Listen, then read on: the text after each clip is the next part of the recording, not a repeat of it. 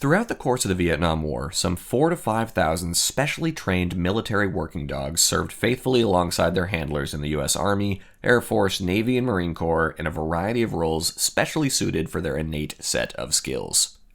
These combat canines, usually German Shepherds or Labrador Retrievers with highly attuned senses of smell and hearing, could carry out critical, often life-saving tasks that would be otherwise impossible for their human GI handler counterparts to achieve alone.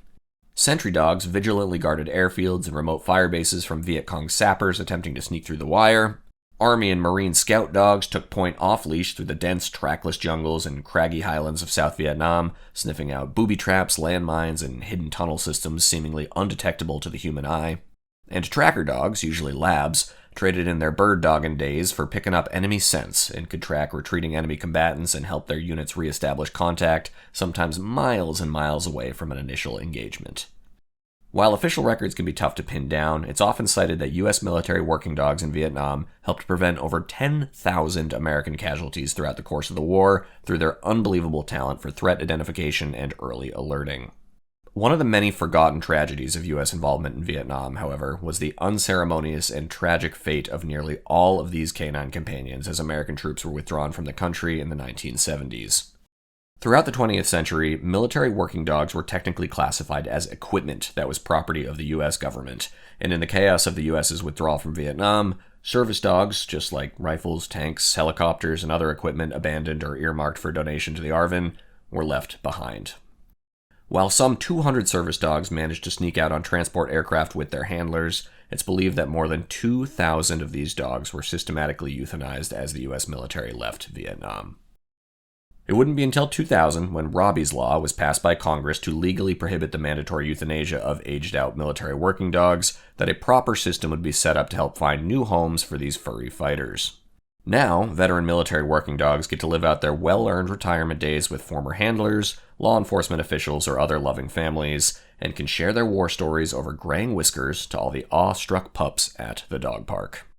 Today, we remember the military working dogs of the Vietnam War as we paint up these two lovely 1/35th scale figures from Dynamo Models and Legend Productions, respectively. I won't chat much over the lesson here, so please grab yourself a nice cold beverage, settle in, and enjoy.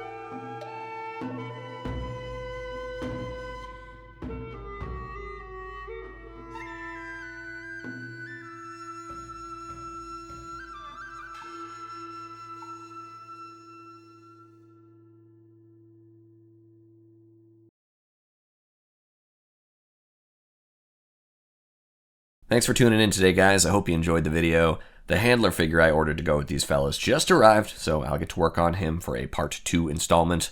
But until next time, my friends, be well, happy building. Cheers.